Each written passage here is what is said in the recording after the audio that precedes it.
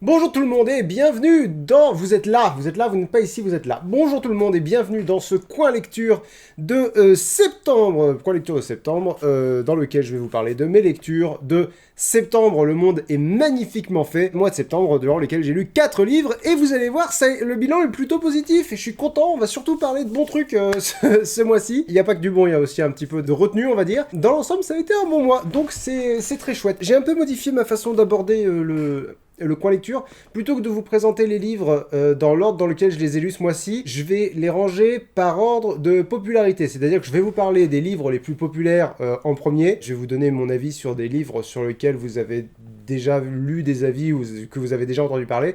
Et au fur et à mesure de la vidéo, on passera à des romans plus obscurs, que vous connaissez moins. Et comment j'établis le fait que vous connaissez ou que vous connaissez pas les livres, c'est une méthode qui en vaut une autre et qui me semble pertinente. Je me base sur le nombre d'avis sur Babelio, le fameux site de livres, le fameux site de lecture. Plus un livre a recueilli de notes, quelle que soit sa moyenne, sur Babelio, plus je considère qu'il est populaire, plus je considère qu'il est connu, si vous voulez. Ça me semble pas déconnant comme méthode, et ça me semble plus pertinent de ranger les livres dans cet ordre-là. Voilà, vous pouvez me dire ce que vous en pensez dans les commentaires, et si je vois que pour une raison qui m'échappe, vous trouvez que c'est plus pertinent de les ranger dans l'ordre dans lequel je les ai lus, on reviendra à l'ancienne présentation. Alors, nous allons commencer par le premier roman de ce coin lecture, donc le plus populaire des 4 livres que j'ai lus ce mois-ci, La ville sans vent d'Éléonore de Villepoix. Pour être tout à fait transparent, c'est Hachette qui m'a contacté pour me proposer de m'envoyer le livre. C'est pas quelque chose que... Là, c'est nouveau, donc j'ai accepté, d'autant que le pitch me séduisait. C'est peut-être pas quelque chose que je vais continuer de faire, parce que j'ai pas envie que le coin lecture devienne la page de pub des grosses maisons d'édition, si vous voulez. J'imagine que Hachette a dû proposer d'envoyer le bouquin à plusieurs... Non, par contre, si t'es sur les genoux, tu te tais. J'imagine que Hachette a proposé d'envoyer le bouquin à plusieurs youtubeurs lecture, voilà. je sais pas du tout ce qui se fait ailleurs, je m'en fiche un peu. Voilà, ils ont dû diffuser le roman, et je tiens pas à ne vous parler que de trucs dont vous pouvez entendre parler ailleurs. J'ai envie de lire aussi ce que j'ai envie de lire, au-delà de des livres qu'on m'offre. Donc, ça va pas... ça va peut-être devenir exceptionnel. Je vous lis le 4e de couverture. À 19 ans, l'Astyanax termine sa formation de mage et s'attend à devoir gravir un à un les échelons du pouvoir, quand le mystérieux meurtre de son mentor le propulse au plus haut niveau d'Hyperborée, qui est une ville, c'est pas précisé, mais je te le dis. Son chemin, semé d'embûches politiques, va croiser celui d'Arca, une jeune guerrière à peine arrivée en ville et dotée d'un certain talent pour se sortir de situations périlleuses. Ça tombe bien, elle a tendance à les déclencher, et 3 petits points. Lui recherche l'assassin de son maître, elle le père qu'elle n'a jamais connu. Lui a un avenir, elle a un passé. Pour déjouer les complots qui menacent la ville sans vent, ils vont devoir s'apprivoiser. La couverture est magnifique, voilà, les grosses maisons d'édition, elles savent faire plusieurs trucs, notamment des couvertures qui déchirent et des 4e de couverture qui déchirent. Ça joue vraiment en faveur du roman. Maintenant, le roman est bon. Je lui ai mis une note un peu particulière. Si vous voulez savoir tout le contexte, vous trouverez mes notes de lecture dans la description de la vidéo. Je lui ai mis un A-, mais c'est pas un vrai A-. C'est pas un livre qui est dans la catégorie A sur lequel j'ai des réserves. C'est plus un livre qui est dans la catégorie B, qui a plusieurs raisons d'avoir un plus. Et du coup, je me retrouve avec un B++. Voilà, on est dans cette zone floue entre le B+, et le A-. Et j'ai fait ce que je fais d'habitude quand j'hésite entre 2 notes, je mets la note positive.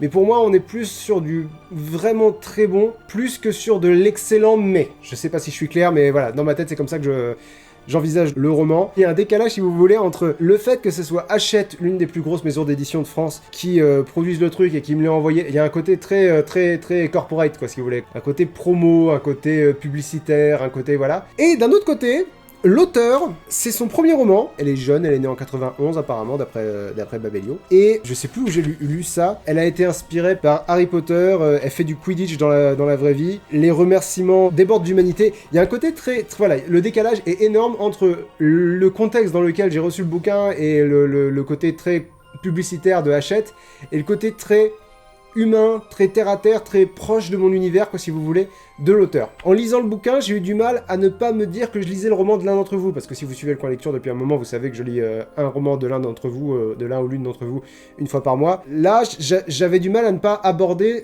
ce roman comme si c'était le roman de l'un d'entre vous, parce que c'est un premier roman écrit par un jeune auteur. En plus, quand j'ai dit sur Instagram que j'allais lire ce roman, l'auteur a commenté en disant qu'elle avait hâte de voir le coin lecture. Il y a un côté très proche, que j'ai pas quand je donne mon avis avis sur un Stephen King, ou sur un Bernard Werber, ou sur un Maxime Chatham. Ça, c'est pour le contexte. Le livre en lui-même est bien. C'est une aventure. On est donc dans une ville imaginaire qui s'appelle Hyperborée. L'auteur a surnommé la ville sans vent parce qu'elle est recouverte par un dôme et que du coup, il n'y a jamais de vent à Hyperborée. C'est un peu frustrant parce que j'ai surtout envie de vous parler de la raison pour laquelle on n'est pas dans la catégorie A, alors que le roman est bien. En fait, l'auteur a compris tout ce qu'il y avait de bon à prendre dans Harry Potter. J'ai souvent l'impression de lire des fanfictions d'Harry Potter, quoi, si vous voulez, des versions maladroites de Harry Potter, que là, elle a compris comment caractériser les personnages, elle a compris comment construire un monde, construire un univers fantastique cohérent. La difficulté, c'est que le reproche que j'ai à lui faire, non seulement n'est pas vraiment un reproche, mais en plus c'est 100% subjectif. 100%. Je me suis jamais senti vraiment complètement investi dans les personnages. Parce que il y a que 2 personnages qui sont vraiment étoffés, quoi, si vous voulez, vraiment décrits de telle façon que j'ai l'impression qu'ils sont vivants. Les autres personnages font plus office de... J'ai pas envie de dire de personnage secondaire, parce qu'un personnage secondaire peut être étoffé. J'ai noté ça quelque part dans mes notes. Vous savez quoi, je vais vous lire mes notes, ça va être plus simple. C'est très clair dans ma tête, mais ça va être difficile à expliquer au niveau de mes notes. Je vais lui mettre un A-, mais réellement c'est un B++. Le roman m'a fait éprouver trop de choses chouettes pour n'être qu'un B+, donc ça c'est pour le côté positif, parce que je tiens vraiment à être positif. Mais il ne peut pas non plus embarquer suffisamment pour que je puisse dire que c'est un A. On est dans l'espace vide, comme je vous le disais, entre le B+, et le A-. Le monde d'Hyperborée est vraiment charmant, le style est limpide, les personnages attachants, mais la partie enquête de l'histoire, parce qu'il y a, donc comme vous l'avez vu sur la 4ème de couverture, il y a un meurtre, la partie enquête de l'histoire manque un peu de piquant, entre parenthèses, et j'écris, un personnage se doute de qui est le coupable sans raison dès le début, c'est-à-dire qu'un personnage a un pressentiment sur un autre personnage, je vais pas vous dire si ce pressentiment est avéré ou non, mais ça fait un peu forcé, ça fait un peu... magie du scénario. Je vais prendre l'exemple d'Harry Potter, je suis désolé, je vais souvent revenir à Harry Potter, mais parce que ce sont des romans extrêmement populaires, que je pars du principe que vous êtes très nombreux à avoir lu, et ça va vous évoquer des images qui vont vous parler directement. Dans Harry Potter, Harry, Ron et Hermione soupçonnent Rogue, mais ils ont des raisons de le suspecter. Il se comporte vraiment comme envers eux, il était à Serpentard, voilà, ils suspectent Rogue pour une raison, que là, l'un des personnages suspecte un autre personnage, mais juste parce que... je le sens pas, lui. J'ai trouvé ça un peu maladroit. Je continue ce qu'il y avait écrit dans la parenthèse. On a pratiquement qu'un seul indice, et c'est une prise de note lacunaire. Ça aussi, c'est très maladroit. C'est l'indice qui tombe vraiment à pic, et qui est là sans vraiment de raison, et qui est à la fois très pratique et absolument pas pratique. C'est comme si un pirate tombait par hasard sur une carte au trésor, mais que la carte au trésor, il manque des infos dessus. Et il est tombé dessus, sur le pas de sa porte, ou j'en sais rien, dans un endroit où il est pas censé y avoir de carte au trésor, mais il est tombé dessus, et il manque des trucs dessus. C'est genre, qu'est-ce que cette carte foutait là ? Et comme par hasard, il manque des trucs dessus. Ça pose problème, quoi. Ça fait trop scénario. Voilà, je vais dire ça comme ça fait trop scénario. Ça fait trop... Je vous raconte une histoire, et pour cette histoire, j'ai besoin de la faire avancer, mais pas de la faire avancer trop vite. Du coup, on va mesurer la vitesse à laquelle on va aller. Et ouais, c'était un peu un des problèmes que j'avais. Et le deuxième problème que j'avais, c'est les personnages secondaires manquent de caractérisation. Arca, Lastianax, Pyra aussi, Pyra qui est un autre personnage du roman. Et dans une certaine mesure, Feuval qui s'appelle comme ça parce qu'il c'est un quelqu'un qui s'occupe de chevaux, je ne sais pas comment ça s'appelle. Donc Feuval qui s'appelle comme ça parce qu'il a un défaut de prononciation et qu'il s'occupe de chevaux. Et que du coup on l'a affublé de ce nom-là, et le Basileus, je sais pas comment ça se prononce, qui est le souverain d'Hyperborée. Ces personnages-là sont correctement caractérisés, mais j'aurais du mal à vous parler de n'importe quel autre personnage. Et j'ai fait la comparaison toujours avec Harry Potter, parce que c'est l'exemple qui parle, alors que dans un Harry Potter par exemple, à la fin de l'école de sorciers, Harry, Ron, Hermione, Hagrid, les Dursley, les 3 Dursley, Rogue, Dumbledore, Quirrell, McGonagall, les jumeaux Weasley, tous les personnages ont été étoffés. C'est-à-dire que je peux vous parler de tous les personnages de Harry Potter, peut-être pas en détail, mais je peux vous les décrire un peu à la fin de l'école des sorciers. C'est vraiment pas le cas de ce roman-là. Ce roman-là, je peux vous parler d'Arca, je peux vous décrire... je vais pas le faire parce que ça va vous spoiler, mais je peux vous décrire d'où elle vient, je peux vous décrire ce qu'elle veut, je peux vous décrire ce dont elle a peur, son caractère, ce qui fait qu'elle est attachante, ses défauts. Pareil pour Lastianax, qui est un personnage beaucoup plus intéressant que la plupart des personnages principaux que j'ai vus, que j'ai lus dans des premiers romans. Et Pyra aussi, Pyra dans une moindre mesure déjà. Parce qu'elle fait pas partie des personnages principaux, c'est un personnage secondaire, Pyra. Mais tous les autres personnages, je galère même à vous trouver des noms, c'est vous dire si... j'ai oublié le nom du méchant, quoi. Ah, bah attendez, faut pas que je vous dise le nom du méchant, parce que c'est un Il y a un retournement de situation, excusez-moi, c'est mon frère. Gros bisous David, si jamais tu regardes ce coin lecture. Alors, globalement, je vais vous le recommander parce que il est vraiment bien. Il est vraiment bien, juste, je peux pas dire que c'est un énorme coup de cœur. Je peux pas dire que c'est un coup de cœur. Je l'ai lu, j'ai apprécié le lire, mais voilà, il y a la suite qui sort le 14 de ce mois-ci, le 14 octobre. Écoutez, j'ai bien aimé. J'ai bien aimé, je vous le recommande. Maintenant, si je veux être tout à fait franc, c'est pas le livre que je vous recommande le plus ce mois-ci, et c'est un livre qui de toute façon va s'en sortir, c'est un hachette. Si vous êtes du genre à lire peu, lisez peut-être un autre des bouquins que je vais vous recommander ce mois-ci, parce que ce sont des bouquins qui sont moins connus. Mais si vous êtes du genre à lire beaucoup et que vous aimez le fantastique, il va vous plaire. Voilà. Que vous dire de plus? J'ai l'impression de lui avoir vraiment pas fait honneur, parce qu'il est bon, hein. Il est bon. Lisez mes notes de lecture, parce que je vois là, j'ai écrit l'écriture est subtile, l'auteur a vraiment pris ce qu'il y avait de bon dans Harry Potter, l'influence est évidente, mais contrairement à d'autres livres, elle s'en est inspirée pour créer son truc, pas pour réécrire Harry Potter en moins bien. Il est bien, je mets pas suffisamment l'accent là-dessus. Il est bien. Je suis perdu parce que j'ai envie d'en dire du bien, mais en même temps, j'ai envie de dire du bien des autres qui viennent après. Vous savez quoi? Bah, on va aborder les autres qui viennent après. Allez, donc il est bien. 20 notes sur Babelio. Donc sur Babelio, ils doivent pas être fans de Star Wars. Star Wars, Lien du sang de Claudia Gray. Donc c'est un roman dans l'univers de Star Wars, toujours l'univers canon, parce que j'ai pas l'intention de me plonger dans l'univers légende, parce que l'univers Legends est immense et complexe, et j'ai pas envie de me perdre, si vous voulez, dans ce qui se passe ou ce qui se passe pas dans les deux différents univers. Si vous savez pas ce que je veux dire, jusqu'à le rachat de Star Wars par Disney, il y a eu plein de romans concernant Star Wars. Ils ont tous été isolés du canon officiel de Star Wars quand Disney a racheté Star Wars, pour qu'il y ait un nouvel univers cohérent dans les œuvres au-delà des films. Donc ça inclut les séries, le Mandalorian fait partie du canon évidemment, Star Wars Rebels, Star Wars Clone Wars, les jeux Battlefront 2, Battlefront et Battlefront 2, et donc toute une flopée de romans qui font partie de l'univers canon. Et il y a l'univers Legends qui a des décennies d'existence, qui est probablement très bien, dans lequel il y a probablement les meilleurs romans puisqu'il a duré beaucoup plus longtemps, mais que j'ai pas envie d'explorer parce que j'ai pas envie de me dire attends, donc là on est dans un univers où alors Jar Jar Binks n'existe pas, mais ça c'est pas un problème, un univers où donc Rey n'existe pas, Kylo Ren évidemment n'existe pas, alors l'empereur est mort, mais voyez, je vais devoir jongler entre les différents trucs, ce qui a eu lieu, ce qui n'a pas eu lieu, ce qui a eu lieu mais différemment, un univers où Han Solo et Leia ont deux enfants, où ces enfants ont eu des enfants. Voilà, j'ai pas envie de me perdre, c'est aussi simple que ça. Donc je sais que je passe à côté de pas mal de très bonnes œuvres. Je vis bien avec, je suis très conscient que je vais passer à côté de très bonnes œuvres dans toute ma vie. Voilà, c'est pas quelque chose qui m'empêche de dormir, et il y a des romans qui sont très bons, notamment celui-ci qui est le meilleur roman Star Wars que j'ai lu dans les collectures jusqu'à présent. Je lui ai mis un B+, qui est la même note que l'autre très bon roman de Star Wars que j'ai lu, dont j'ai oublié le nom, celui qui parlait du lien entre Vador et l'Empereur. Ah, ça va me saouler.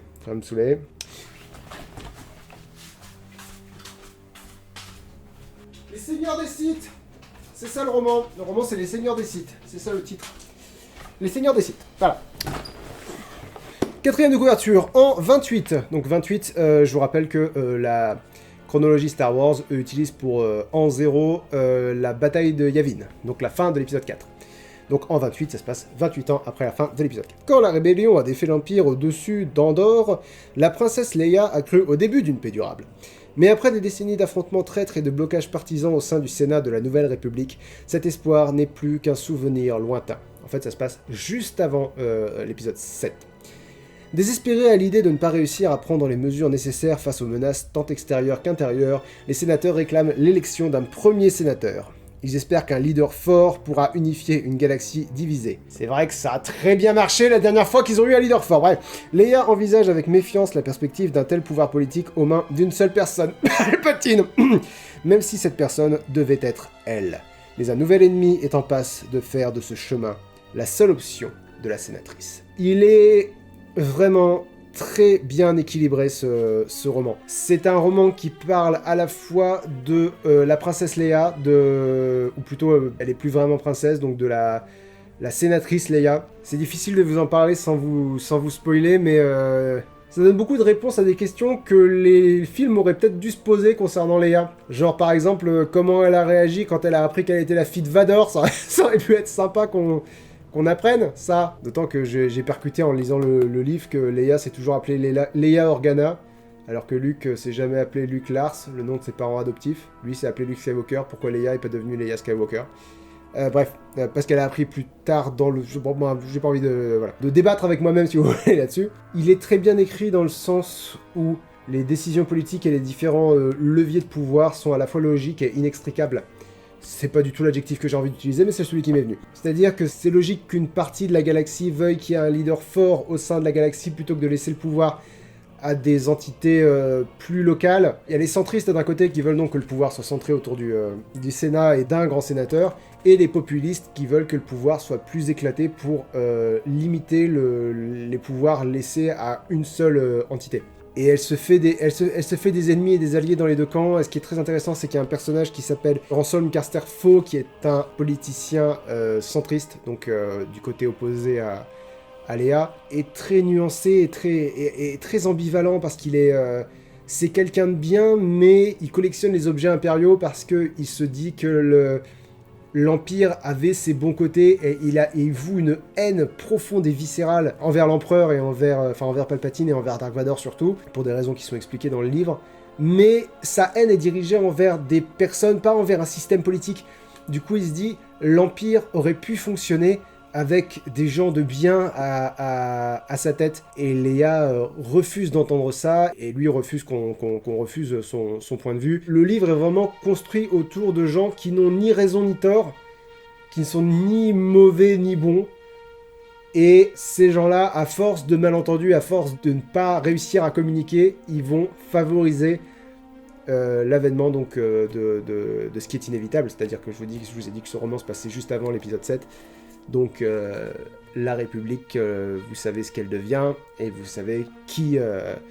si vous savez pas, j'évite de le dire, mais vous savez, vous savez comment ça va finir. Vous savez qui est au pouvoir au début de l'épisode 7. Et donc il y a l'ombre de ça qui se propage. Mais c'est vraiment très intéressant d'avoir le point de vue de Leia.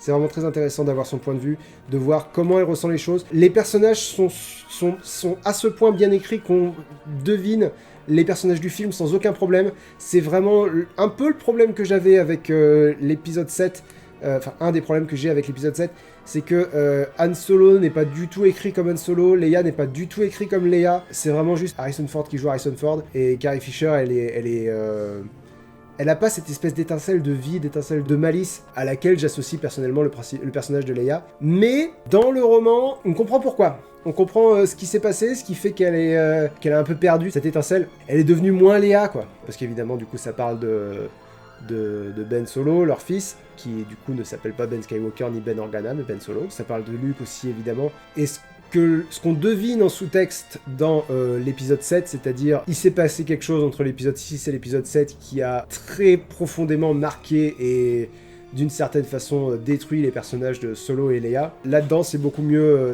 évoqué parce qu'ils sont beaucoup plus eux au début du roman et ça va devenir de plus en plus difficile. C'est chaud de vous en parler sans vous spoiler. Écoutez, croyez-moi sur parole, c'est le meilleur roman Star Wars que j'ai lu depuis que j'ai commencé les lectures. Il est beaucoup plus mature dans sa façon d'aborder les différents thèmes que beaucoup d'autres romans. Beaucoup moins lent et ennuyant aussi, parce que la plupart des romans Star Wars sont construits autour d'un personnage vraiment très intéressant et une flopée de personnages secondaires qui n'ont aucun intérêt. C'est le cas de Thrawn, mais c'est beaucoup plus le cas de Throne Alliance, la suite, où il y a vraiment que Thrawn qui est intéressant.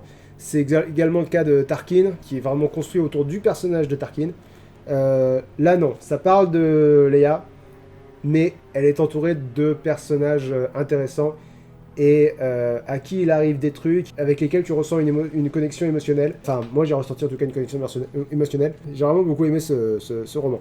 C'est quand même frustrant parce que j'ai beaucoup aimé ce roman et je lui ai mis une note moins bonne que celui-ci, duquel j'ai eu beaucoup plus de mal à vous dire des trucs positifs. Je sais pas si du coup j'arrive à me faire comprendre quand je dis que la connexion émotionnelle c'est plus faite au niveau de celui-ci qu'au niveau de celui-là. Celui-là a, je pense, objectivement plus de qualité. celui-ci. Ou peut-être que je l'aborde avec plus de bienveillance parce que c'est l'œuvre d'une jeune auteure francophone que je sais pas, peut-être que j'ai plus de bienveillance envers l'auteur, alors que j'ai vraiment eu une connexion émotionnelle plus forte avec celui-ci. Ça me fait me demander qu'est-ce qui se passe avec mes notes. mais bon, écoutez, moi je me fie à mon ressenti. Peut-être que celui-ci restera plus dans ma mémoire que celui-là, c'est possible. Ça, c'est un truc que j'adore et que je trouve dans très très peu de romans.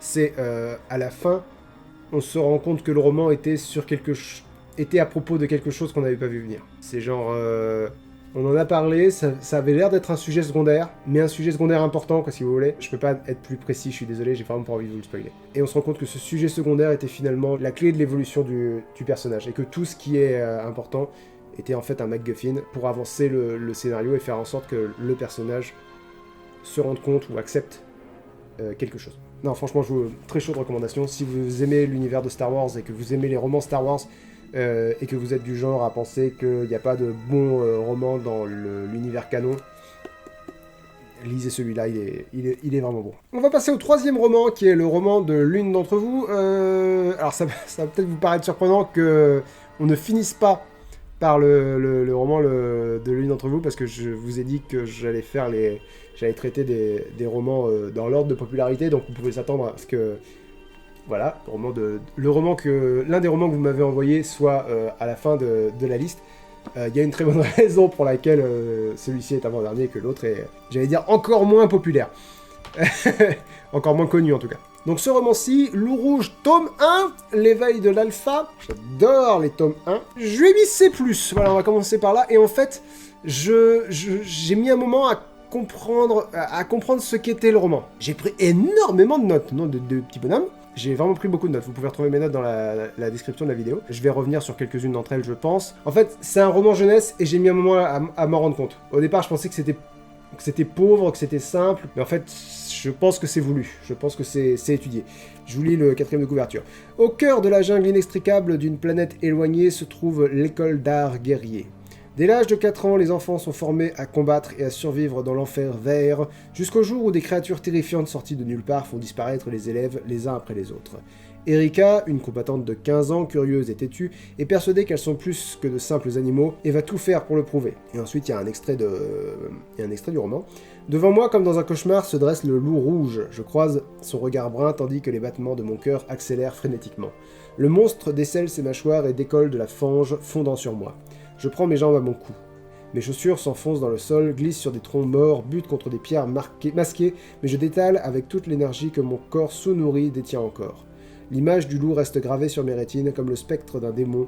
C'est la mort sauvage qui galope derrière moi, qui fait trembler le sol, qui me tord le ventre de terreur. Jamais je n'ai couru aussi vite. Entre science-fiction et fantasy, un roman au rythme haletant à dévorer jusqu'à la dernière page.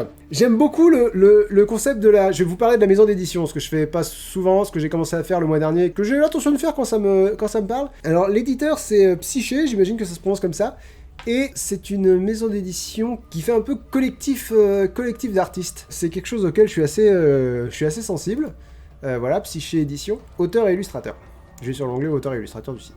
Voilà, donc il et elle sont 6, et j'ai l'impression que il et elle sont tous polyvalents, j'ai envie de dire, c'est-à-dire qu'ils sont tous auteurs et illustrateurs. Ou s'ils ne le sont pas tous, en tout cas, quelques-uns le sont. C'est-à-dire que là sur ma dédicace, il y a le dessin d'un loup rouge, ce que je trouve très mignon. Et la couverture a été réalisée par une autre auteure de ce collectif. Donc voilà, Psyché Édition, si jamais vous avez envie de vous renseigner là-dessus, c'est une maison d'édition qui a l'air assez modeste, peut-être assez jeune, je ne sais pas, j'ai pas envie de dire de bêtises, mais j'aime beaucoup leur univers, j'aime beaucoup la façon dont ils pensent leur approche à l'écriture et à l'art d'une façon générale. Donc ce livre a été écrit par Lucille Dumont, et donc comme je vous ai dit, au départ j'ai été très déçu parce que si vous me suivez sur Instagram, vous m'avez entendu dire que j'attendais beaucoup de ce roman. J'avais l'impression qu'il était relativement original parce que, sans chercher à être désagréable pour personne, la plupart des romans que vous me soumettez, que vous avez écrit, tournent souvent autour des mêmes problématiques. Je vais pas dire qu'il manque d'originalité, je vais surtout dire qu'il y a des points communs qui reviennent très souvent et qui handicapent le plaisir de lecture, mais qui handicapent l'accessibilité, si vous voulez, au roman. C'est-à-dire que quand le roman va parler d'un personnage un peu maladroit qui va se retrouver appelé par le destin pour une mission importante pour libérer un pays d'un mal démoniaque avec l'aide de personnages secondaires. Ce qui est dingue, c'est que je viens de vous décrire 2 romans que j'ai beaucoup aimés ce mois-ci. Mais vous voyez, d'emblée, ça pose problème. Alors que là, j'avais l'impression qu'on était parti sur quelque chose d'un peu différent. Pas vraiment. Pas vraiment. Mais en fait, ça a vite été mon problème. C'est que le style a rien de particulier, si vous voulez, mais il est pas mauvais non plus. Ce qui est dommage, j'ai envie de dire, ce qui est regrettable, voilà, on va dire ça comme ça, c'est que les personnages font cliché. Et j'ai lu ce roman avant La Ville sans vent, et du coup, je me suis posé la question, comment ça se fait que dans celui-là, il y a moins de clichés que dans La Ville sans vent, et pourquoi là, j'ai l'impression de lire un ramassis de clichés et pas dans La Ville sans vent. Tout est dans l'écriture. C'est-à-dire que l'auteur donne vraiment l'impression que les personnages sont des fiches de personnages, et que ces personnages qui ont du coup assez peu de vie finalement, sont placés où il faut qu'ils soient placés dans le scénario. Et du coup, c'est gênant parce que tout ce qui est original dans les idées, quoi, dans le fonctionnement du roman, toutes les originalités sont empêtrées dans ces espèces de clichés d'exposition. Je vais lire mes notes pour vous donner des exemples. Voilà, à la page 13, donc dès le début, j'ai écrit « J'espère de tout cœur que l'histoire va pas être, elle va se sacrifier pour aller chercher des trucs, / sauver quelqu'un à l'extérieur, tomber sur un loup rouge, le sauver, ils vont apprendre à se connaître, ça se passera pas super avec les autres loups rouges ni avec les humains, mais ils vont empêcher un conflit, etc. » Parce que j'ai des très sérieuses vibes de « T'as déjà entendu cette histoire 1000 fois ?» Et la raison, c'est que tout va trop vite, l'auteur nous a exposé, voilà, ça c'est le monde, ça c'est les antagonistes, ça ce sont les pions du scénario. Et en fait, rien de tout ce que je décris n'arrive. En lisant ce roman, j'étais toujours dans l'état d'esprit, ok, il s'est passé ça, c'est qu'il va se passer ça. Parce que j'avais vraiment l'impression de lire, il s'est passé ça. Plutôt que de vivre le roman. Page 19, j'ai écrit, oh non, pitié, pas les yeux verrons, je crois que je suis parti pour un recueil de clichés, c'est vraiment décevant. C'est pas un recueil de clichés et c'est pas décevant. Il est loin d'être mauvais. En particulier, si vous êtes un jeune lecteur, vous pouvez très clairement y trouver votre compte. Page 26, j'ai écrit « Elle rejette un gars et ne veut pas de, entre guillemets, cette horrible faiblesse qu'on appelle l'amour. » J'ai commenté « Je mets une pièce sur le fait qu'ils vont finir ensemble. » Et ils finissent pas ensemble. Vous voyez, à chaque fois, j'ai l'impression que l'auteur nous présente un cliché, mais du coup, c'est malgré elle, parce qu'on va pas vers ces clichés-là. Alors apparemment, le tome 2 se débarrasse beaucoup des clichés. Maintenant, si le style d'écriture est le même, je pense pas accrocher. Je vais vous lire un passage que j'ai noté avec relativement beaucoup de précision. Bon voilà, Erika vient de battre Steve, un gars plus fort qu'elle, dans son école de combat. Théo qui arrive, je vais pas vous dire qui c'est, je pense qu'elle va vous le décrire suffisamment bien. Erika, tu ne peux pas savoir à quel point je suis heureux de savoir que tu as vaincu Steve. J'essaye de masquer ma grimace de dégoût et me force à respirer puis à lui répondre. Bonjour Théo. Déjà c'est pas sympa. Il soupire. Je sais que tu ne m'apprécies pas mais je voulais vraiment te féliciter. Peu l'apprécier est un euphémisme. Disons que je le fuis comme la peste depuis le jour où il m'a déclaré sa flamme devant toute l'école. C'est fait, crois-je, tu peux t'en aller maintenant. Il hoche la tête déçu. Il s'attendait visiblement à une évolution dans mon comportement, mais je ne suis pas prête d'en changer. Il tourne alors les talons, me lance un regard triste par-dessus son épaule, et fait demi-tour. Erika, il faut vraiment que tu comprennes que... 3 petits points. Non, non, non, m'exclamai-je en me relevant le plus vite possible. Laisse-moi parler, lui, donc ça c'est lui qui y répond. La mièvrerie suinte assez de ton corps pour que je puisse me passer de davantage d'explications. Tu exagères. À peine. Je ne comprends pas pourquoi tu refuses, je suis pourtant un bon combattant, et au dire de la plupart des filles, Le problème n'est pas toi, c'est moi, je ne veux pas de cette futilité qui s'appelle amour, point. Futilité, Quintil ? Pire, faiblesse. Pas plus tard que tout à l'heure, j'ai entendu pleurer un élite à cause d'une fille. Pas question, élite c'est la branche supérieure des combattants de cette école. Pas question que je m'abaisse à ce genre de choses, alors sois gentil, va compter fleurette à quelqu'un d'autre. Il laisse ses bras pendre mollement le long de son corps, une tristesse infinie a envahi ses prunelles. Erika, c'est toi que j'aime. Je ferme les yeux et je pince l'arête du nez entre le pouce et l'index. Je sais, mais moi je ne t'aime pas, il te faut un dessin, je t'étripe si tu restes ici une seconde de plus. Théo laisse s'échapper un soupir de consternation et s'éloigne à pas lents, le dos voûté et la tête basse. À le voir ainsi diminuer, je ne peux que me féliciter de ne pas rentrer dans ce jeu sournois qu'est l'amour. Et la scène se termine là. Je pense que vous voyez ce que je veux dire par « on a l'impression de voir des pions », quoi. J'ai écrit dans mes notes, le gars arrive, comme tu le sais, je t'aime. Oui, je sais, je m'en fous toujours. Oh, et il part. Je vois absolument tous les fils des marionnettes. Pourquoi on n'a pas eu la scène où elle l'apprend? Pourquoi est-ce que ce gars-là vient pas lui déclarer sa flamme devant toute l'école? Et là, on peut vivre un truc, on peut vivre sa honte, et on comprend pourquoi elle est méchante avec lui, parce qu'elle est méchante avec lui, elle est cruelle avec lui. Pourquoi on ne sait rien de leur relation à part le point sur lequel le roman va se focaliser? Pourquoi il vient le lui redire s'il y a rien de nouveau? Je veux dire, tu te fais envoyer chier par une fille à laquelle t'as déclaré ta flamme, c'est peut-être moi, mais plus jamais j'y vais. C'est-à-dire, ok. En plus, elle est hyper cruelle avec lui, il y a un côté hyper humiliant, quoi. Et donc j'ai conclu, à part pour le but transparent, d'établir le personnage. Il aurait pu venir et dire « Bonjour, je suis le personnage E, l'amoureux rejeté », et elle aurait répondu « Ah, que tu m'agaces, bonne journée à toi, personnage E ». Vous voyez, c'est des habitudes de lecture que j'ai acquises avec le temps, en lisant des histoires, en regardant des films aussi, évidemment, en m'enrichissant d'histoires. Et je pense que si on est un jeune lecteur, ça doit moins poser problème. Donc, c'est pour ça que j'ai mis C+, c'est parce que je pense que je suis pas le public cible, et il y a de très bons trucs, il y a de très bonnes idées. Je vais essayer de trouver dans mes notes des idées que j'ai trouvées vraiment très bonnes. Voilà. Page 57, le suspense concernant les loups rouges est très bien entretenu en revanche. Le fait qu'ils aient une voix humaine et soient aussi nombreux que les élèves qui vont dans la forêt suscite des questions intéressantes et dont les réponses sont loin d'être évidentes. Le suspense est bien entretenu. Le mélange des genres est pas mal aussi. C'est-à-dire qu'on commence sur de la fantasy. C'est pas tant de la fantasy au début parce qu'il n'y a pas vraiment de la magie ouverte, quoi. Et au bout d'un moment, on arrive vraiment à un univers magique. Et après, on arrive à quelque chose qui se rapproche plus de la science-fiction. C'est-à-dire qu'on commence à parler technique, on commence à parler mécanique, quoi. Et la transition d'un univers à l'autre se fait de façon assez fluide. Et ça crée un univers qui est intriguant, qui est pas mal.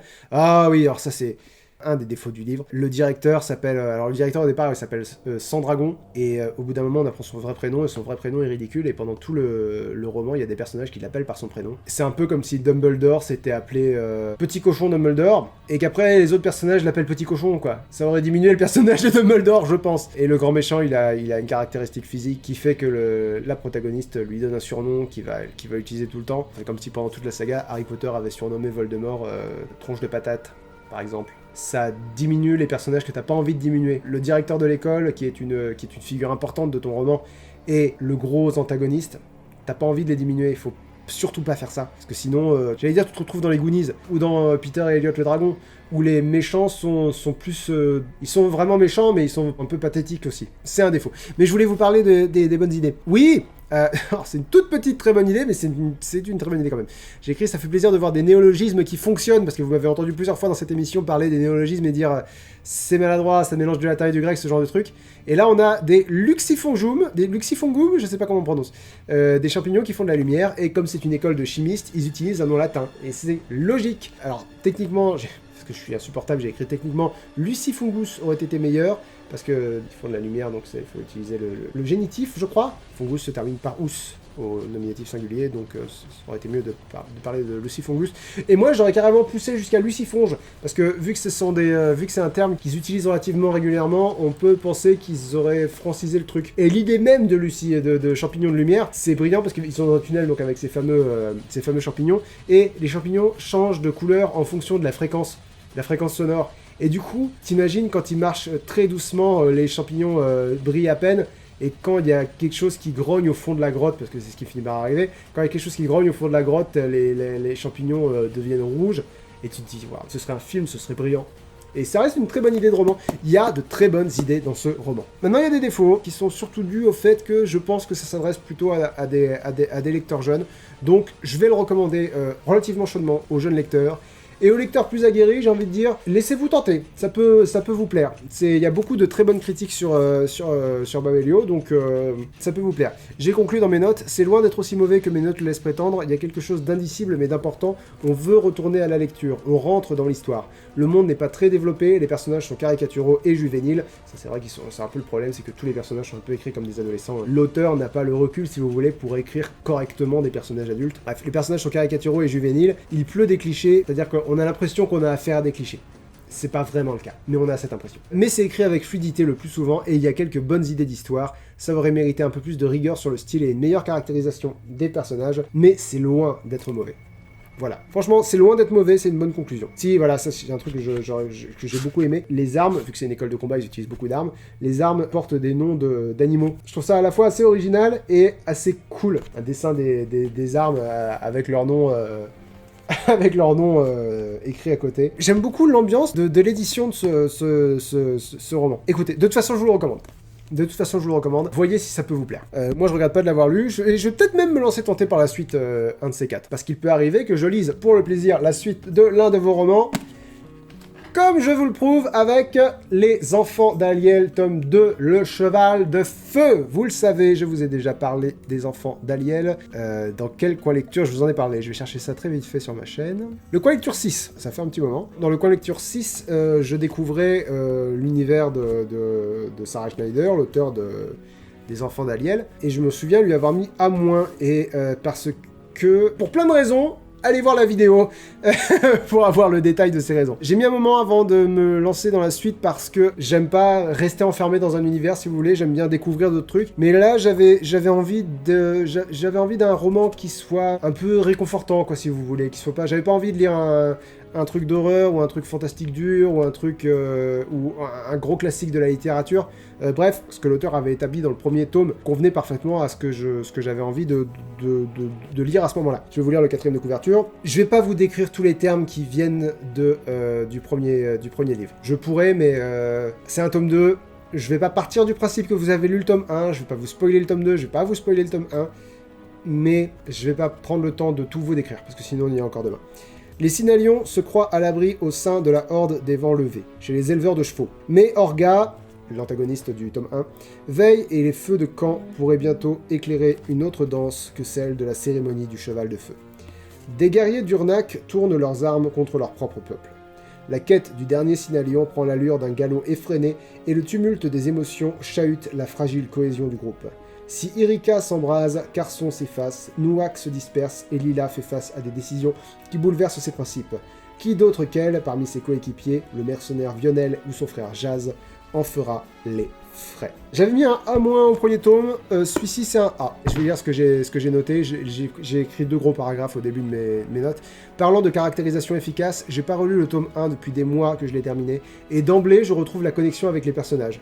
Je suis désolé pour Carson, je suis mi-agacé, mi-amusé par Irika, je suis beaucoup plus amusé par Irika qu'autre chose dans celui-là. Irika, c'est... Je vous replace quand même un peu le contexte, les Synalions sont des personnages qui ont développé des pouvoirs magiques particuliers, et qui ont pour mission de combattre Orga, qui faisait partie des très grosses forces du tome 1, qui est une entité qui corrompt les humains en éveillant le pire chez eux. Ce que j'ai pris comme note, c'est, voyez Orga comme une espèce de Sauron, mais sans la limite de l'anneau, quoi. Elle invoque une espèce d'armée arachnoïde, et ces sbires, donc les Synorgoth, ils s'appellent, si ils vous contaminent, vous devenez la pire version de vous-même. J'adore ce concept. Dans le dernier roman, Irika, à un moment donné, a été contrôlée par Orga. Elle a réussi à s'extraire de son emprise. Mais voilà, j'avais gardé ce souvenir que Irika était un personnage à la fois puissant et dangereux. Je vais vous parler des autres Synalions. Carson, il devient invisible. Carson, c'est un de mes personnages préférés. Il est très peu présent dans celui-là, et je suis triste. Je suis triste, Madame Steiner. Les noms de famille allemands, ça pardonne pas. Hein. Donc voilà, Carson, c'était mon personnage préféré dans le premier. Dans celui-là, il est beaucoup moins présent. Mais c'est pas grave. C'est pas grave parce que les autres personnages sont très bons aussi. Nouak, son pouvoir, c'est d'aller très vite. Il me semble que ça se limite à ça. Enfin, il va très vite et il maîtrise sa vitesse, quoi.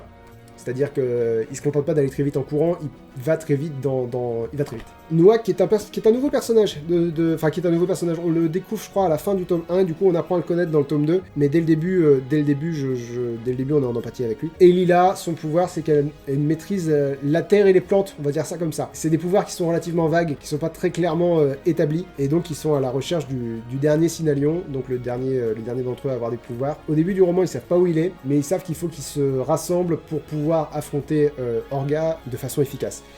Et le petit frère de Lila l'accompagne, donc Jazz, et elle est également accompagnée d'un mercenaire qui au départ était plutôt lié à Carson. Je rigole parce que dans ma première critique j'avais parlé du fait que si ce roman était plus connu, il y aurait des dizaines de fanfictions de romances entre Carson et Vionel, c'est une évidence. Parce que Carson est un voleur au grand cœur et Vionel c'est le mercenaire qui l'arrête, mais lui aussi a un grand cœur et du coup ils finissent par se comprendre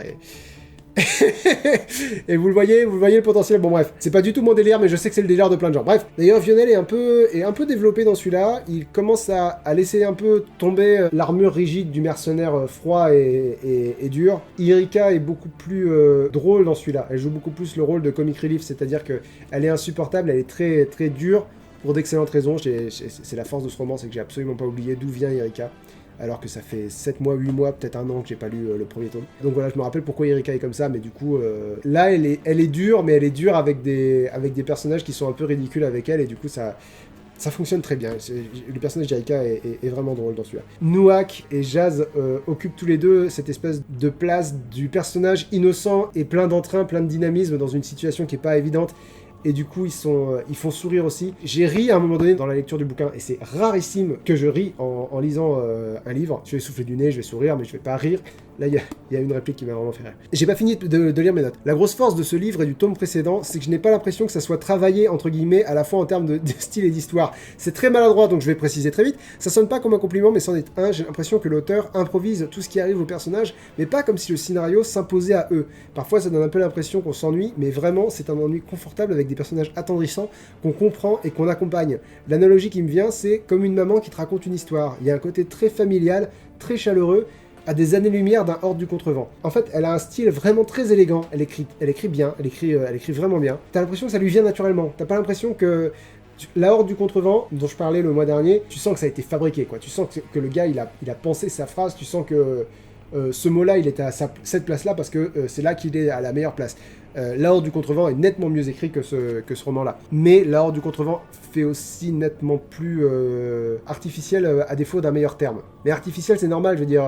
artifice et art et artistique ont la même racine latine. C'est-à-dire que l'art, c'est quelque chose d'artificiel. Que là, on a vraiment l'impression que c'est naturel. On a vraiment l'impression que l'auteur écrit fluidement. J'ose pas dire qu'elle a pas travaillé son roman, parce que c'est évident qu'elle l'a fait. Mais on a cette impression de fluidité. Ce qui se passe parce que, voilà, parce que ça se passe. C'est pas genre, j'ai plus d'histoire, paf, il se passe ça. C'est voilà, exactement ce que je reprochais à La Ville sans vent. J'ai pas l'impression qu'il y a des éléments de scénario qui arrivent à tel moment parce qu'il faut qu'ils arrivent à tel moment, parce qu'il faut que l'histoire avance. Mais attention, il faut pas que l'histoire avance trop vite. Là, c'est vraiment, je ne sens pas l'auteur. Je ne sens pas l'auteur dans l'histoire. Enfin, je ne sens pas le scénario, si vous voulez. Je ne sens pas le récit dans l'histoire. J'espère que je suis clair. J'ai vraiment l'impression de pas être clair quand je parle. Je pense que j'arrive à me faire comprendre. Bon, eh oh, je t'insulte pas, moi. Quand ça? Tu mens. Si. Alors, vraie anecdote. Dans l'histoire, il y a un chat qui s'appelle Flynn, qui est pas vraiment un chat, qui est une espèce de chat magique qui communique avec les Signalions par la pensée, et qui se transforme en lynx à l'occasion quand il y a besoin qu'ils soient plus forts, qu'ils soient plus sauvages. Je visualise totalement ce petit bonhomme. Et ce petit bonhomme précisément, hein, j'ai 5 chats, mais c'est Mimus que j'imagine quand je vois Flynn. C'est pour ça que quand j'ai retrouvé Flynn, ça me fait sourire, parce que je me suis dit, ah c'est vrai, c'est lui que j'assimile à mon Mimus. Voilà, la petite anecdote rigolote. Oui, une des raisons qui font que je trouve que ce roman est meilleur que le tome précédent, c'est que, alors d'une part, il y a moins d'exposition, il y a des nouveaux personnages, on découvre d'autres lieux, mais il y a moins d'exposition, ce qui est normal, c'est un tome 2. Du coup, on prend moins le temps d'établir les personnages, mais surtout il y a plus de mystères et les mystères sont mieux gérés. À un moment donné dans l'histoire, ça vous spoil pas grand chose, à un moment donné dans l'histoire il y a un meurtre, et on essaye de savoir qui est l'auteur du meurtre, et le fait que le roman soit divisé en chapitres, et que chaque chapitre, en fait les personnages se séparent à un moment donné dans le roman, et du coup un chapitre sur deux on suit un groupe, et l'autre chapitre on suit un autre groupe, et elle nous a fait le coup. Il y a un moment où j'ai écrit « Oh non !» page 175 dans mes notes, parce que on vient d'avoir un indice énorme, et on passe à un chapitre où il n'est plus du tout question du meurtre, et là, oh non, non, non Enfin voilà, le suspense est très bien mené. Je vais lire ce que j'ai noté à la page 283 parce que c'est une remarque que je m'étais déjà faite en lisant le tome 1. Je commence à me dire qu'on a peut-être déjà vu le double de l'âme, c'est le nom qu'il donne au dernier Signalion parce que ça correspond à la description d'une prophétie, je crois, il me semble que c'était ça dans le tome 1. Et ma première pensée a été de voir s'il y avait des théories sur internet. Je reviens à mon constat de lecture du premier tome, je ne comprends pas que cette saga n'ait pas encore un public très large et très dévoué. Elle a tout ce qu'il faut pour. Et en même temps, il y a ce côté inédit, ce côté intime. Si tout le monde connaissait Les Enfants d'Aliel, j'aurais sans doute moins de plaisir à le lire et à vous le recommander. En lisant Les Enfants d'Aliel, je dis pas que je suis au niveau d'investissement émotionnel d'un Harry Potter, par exemple, mais ce serait pratiquement dans la conversation, quoi. Il y a des gens qui m'ont dit oui, est-ce que tu te dis pas que tu aurais peut-être pas dû ouvrir les coins lecture à des auteurs parmi vous, parce que souvent t'en dis du mal, souvent c'est constructif, mais c'est assez dur à entendre pour les auteurs, et ça je peux l'entendre. J'essaye d'être le plus doux et le plus nuancé possible, tout en restant honnête, et la diplomatie c'est vraiment pas mon point fort. Je réécris mes notes de lecture avant de vous les partager, pour éviter de trop choquer. Mais rien que pour avoir découvert l'univers des Enfants d'Aliel. Si je pouvais lire plus, je pense que je les relirais, ces romans-là. J'adore cet univers, j'adore le style de l'auteur. Écoutez, c'est une très chaude recommandation. très chaude recommandation. Et maintenant, peut-être que c'est subjectif, peut-être que c'est que moi, peut-être que j'ai trouvé un univers qui me correspond. En lisant les critiques, je vois à boire et à manger. Il y a beaucoup de critiques positives, mais il y a aussi des critiques plus nuancées. Il y a des gens qui disent qu'il y a beaucoup de descriptions. Moi, personnellement, les descriptions me dérangent absolument pas. Peut-être que je parle trop en bien de ce roman par rapport à ce qu'il est vraiment. Mais je peux que vous en parler en bien parce que, écoutez, c'est un kiff monumental, quoi. C'est bien écrit, je rentre dans l'histoire, les personnages sont identifiables, et là, pour le coup, je peux vous parler de tous les personnages sans aucun problème. Je peux vous décrire la famille dont vient Erika, alors que c'était un chapitre dans le tome 1. Je peux vous parler de Flynn, je peux vous parler de Locus, Locus le perroquet, je peux vous parler de Vionel, de Carson, même s'il est moins présent dans celui-là, mais dans le premier, je me rappelle la façon dont fonctionne son pouvoir, je trouve ça génial. Je vous en ai déjà parlé dans ma première critique, mais je vais vous le redire.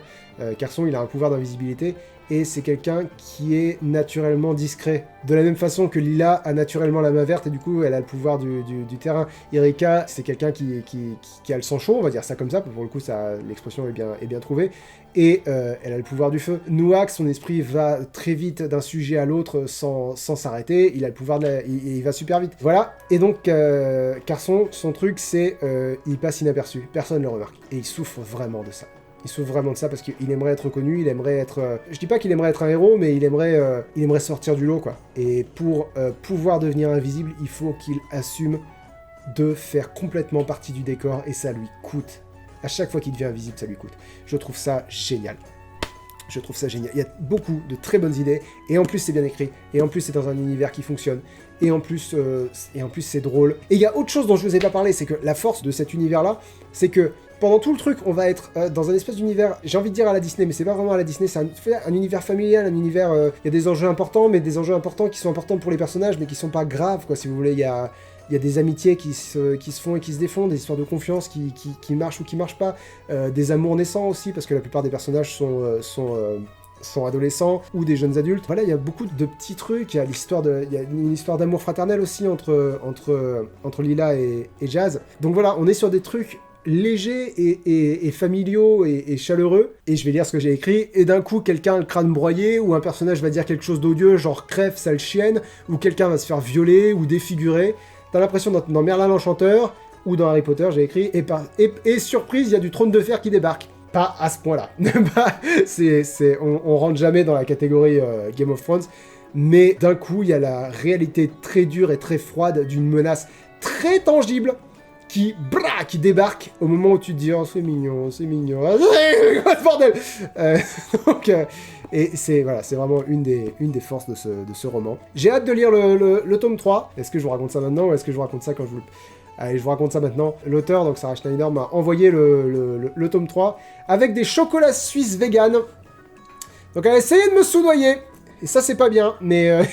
Et en plus, j'ai constaté avec plaisir que j'étais dans les remerciements du tome 3. Ça fait bizarre. Ça fait bizarre, et en même temps c'est bon pour l'orgueil, mais je pense pas que ça changera ce que je pense de la saga de toute façon. Je vous la recommande parce que je la trouve très bien, hein. Je vais vous reparler une avant-dernière fois, parce que je pense que je l'évoquerai encore quand on parlera du tome 3, mais je vais vous rappeler comment je suis entré en contact avec l'univers de Sarah Schneider. J'ai été contacté par son neveu, qui me disait « Dis non, ma tante, elle écrit des bouquins, t'as pas envie d'en parler ?»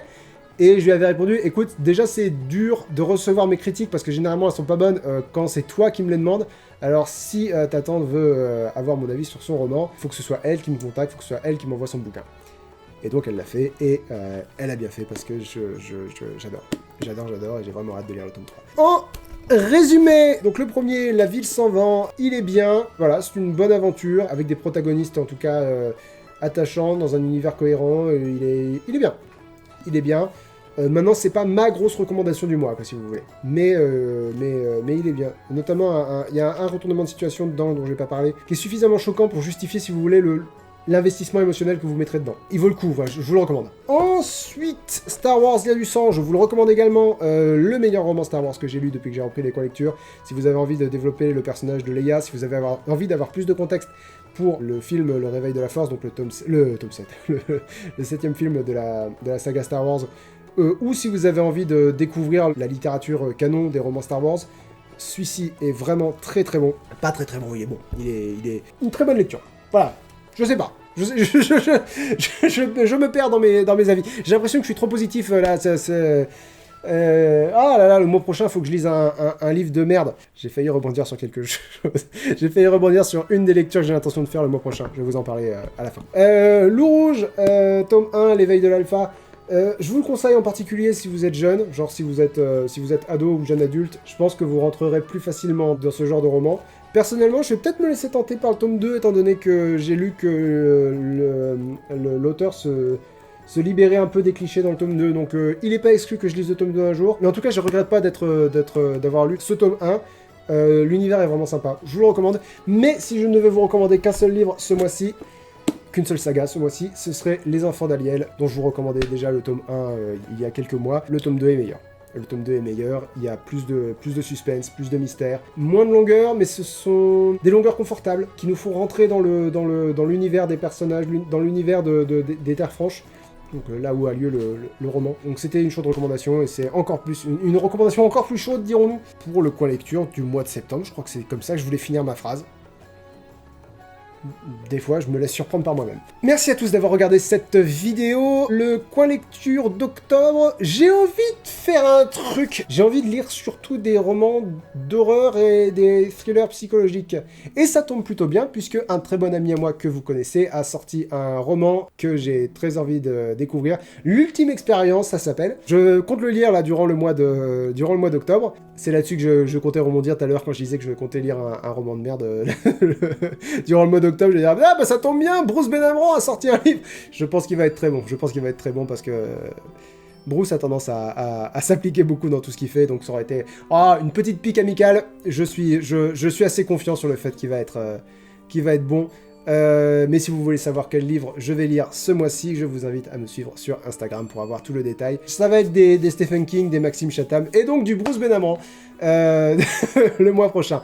Merci à tous d'avoir regardé ce coin lecture. On se donne rendez-vous le mois prochain pour le coin lecture suivant, le coin lecture d'octobre, qui sera donc consacré surtout à des romans d'épouvante et des thrillers, avec toujours l'un de vos livres, l'une de vos œuvres tirées au hasard dans les romans que vous m'envoyez.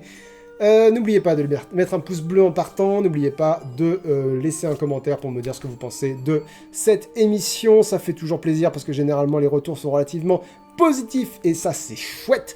Et n'oubliez pas de vous abonner, c'est ça le dernier truc qu'il faut faire, vous abonner et d'activer la cloche si jamais vous êtes abonné, ou de ne pas activer la cloche, comme vous le savez, tout ceci est très compliqué.